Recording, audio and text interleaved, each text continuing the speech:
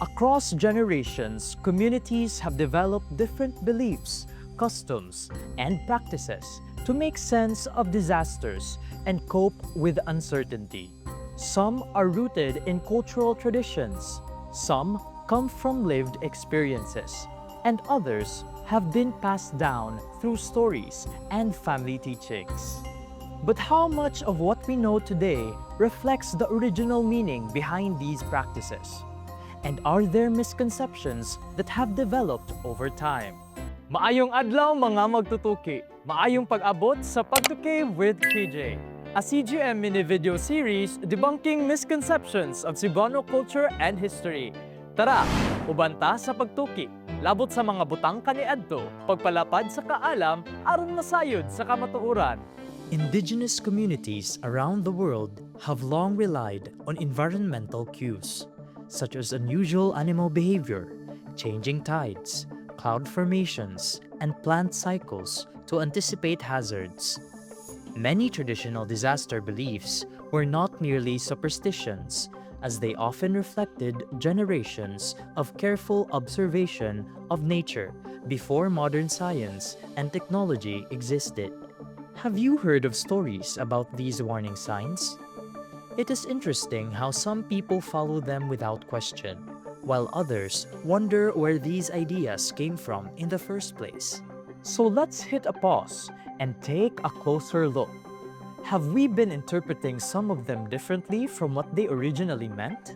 Actually, before our monitoring systems, before any science was brought to the Philippines, there was an indigenous traditional knowledge that people brought, that people collected and transmitted orally throughout their communities. And this knowledge was based on evidence, on what they saw during storms, during earthquakes, that kind of thing. So what they would look at would be like the wind, the sky, how the waves would hit the shore, how the sea would behave, and even the animals, how they would behave as well. So they would look at all these systems or all these indications and to see what is going to be affected, if it's a typhoon, if it's an earthquake, that kind of thing. So there were a lot of traditional systems that were passed down, not only by experience, but by oral tradition. So from household, from elder to bata, from every aspect of the society, this knowledge would be shared so people would know exactly what to do and to react for disasters. So this knowledge is actually has some roots in science as well. We still look at these things currently. The Manila Observatory, PAGTU-K, PHIVOX, they all observe these sort of things as well. But the thing about it is, what's different nowadays is that these traditional knowledge systems that they used to use, like for instance, like waves, winds, that kind of thing, that's all been changing slowly over the centuries. Like shorelines have been carved out differently, or they've lost shorelines, or for instance, places that aren't usually settled are now settled. And then there's also environmental pollution and those kinds of factors that have changed the climate. So these environmental indicators aren't necessarily useful because of the changes in the environment that we have right now. So those traditional knowledge systems aren't necessarily accurate anymore. I mean, it's true, we have to rely on our ancestors for the knowledge, for learning about past disastrous events, so we know about them ourselves. But the difference now is how we react and how we prepare. In a way, we want to change that mindset of that reactivity into preparedness. So that's the difference, I think, before and then now. Disaster have always been a part of human experience, and throughout history, communities have found different ways to respond to them.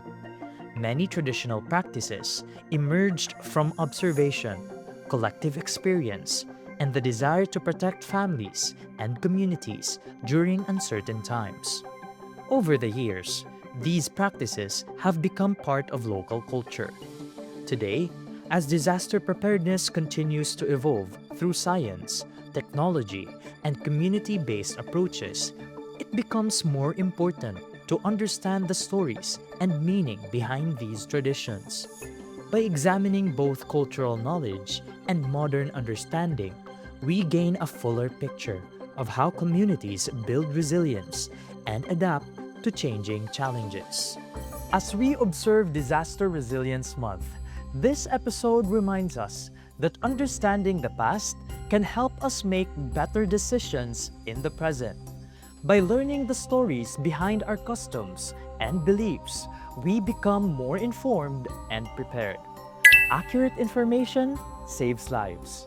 It prevents panic, misinformation, and the spread of false emergency reports.